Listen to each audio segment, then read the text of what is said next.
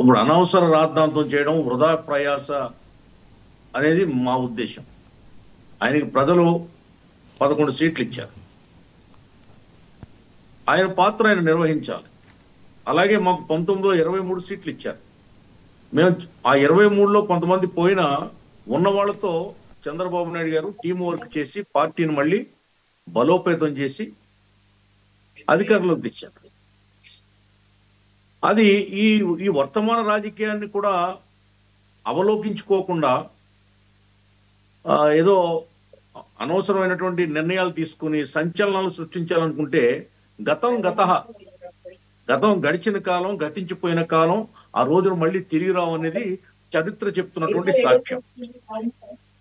కాబట్టి ఇప్పుడున్నటువంటి ట్రెండ్కి అనుకూలంగా, ఇప్పుడున్నటువంటి పరిస్థితులకు అనుకూలంగా ఆయన పోరాటం చేసి పార్టీని బలోపేతం చేసుకుని బయట హౌస్లోకి వెళ్ళి అక్కడ ఆయన వాగ్దాటితో బలాన్ని పెంచుకొని ప్రజలతో శబాష్ అనిపించుకుని పార్టీని రేపు రాబోయే రోజుల్లో ముందుకు తీసుకెళ్లాలి తప్ప చీటికి మాటికి రాజకీయాలు అంటే ఖర్చు ఎవరు భరిస్తారండి?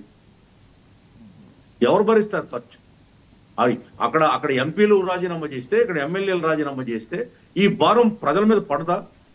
ఇది అవసరమా రాష్ట్రానికి కానీ దేశానికి కానీ? చిన్న విషయం ఇది. అంటే వాళ్ళ కాన్ఫిడెన్స్ ఏంటండి? సరే ఖర్చు తర్వాత సంగతి, వాళ్ళ కాన్ఫిడెన్స్ ఏంటి?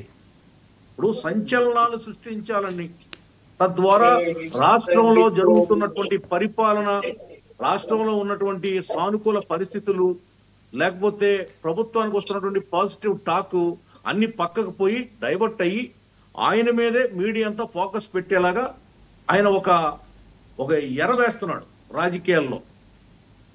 దానికి కావలసినటువంటి మసాలా దినుసులన్నీ నోరుతున్నాడు. తక్కు టమార గజకర్ణ గోకర్ణ విద్యలన్నీ బయటికి తీసి ప్రదర్శించాలని ప్రయత్నం చేస్తున్నాడు.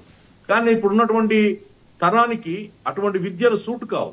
ఆయన్ని ఎందుకంటే ఒక 5 ఏళ్ళు ముఖ్యమంత్రిగా చూశారు జనం. ఆయన నైజం ఏంటో తెలుసుకున్నారు. ఆయన ఎంతవరకు పరిపాలన చేయగలుగుతాడు, ఎంతవరకు ఆయన రాష్ట్రానికి న్యాయం చేయగలుగుతాడు అనేది పూర్తిగా ఒక అవగాహనకు వచ్చి 2019 ఎన్నికల్లో ఆయనకి ప్రతిపక్ష హోదా లేకుండా పాతాళానికి తొక్కేశారు. పాతాళం నుంచి బయటికి రావాలంటే, పైకి రావాలంటే చిన్న విషయం కాదు. దానికి ఆయనకి సరైన ఊతం దొరకట్లేదు, ఒక సరైన ఆయుధం దొరకట్లేదు, ఒక అంశం దొరకట్లేదు పోరాడడానికి.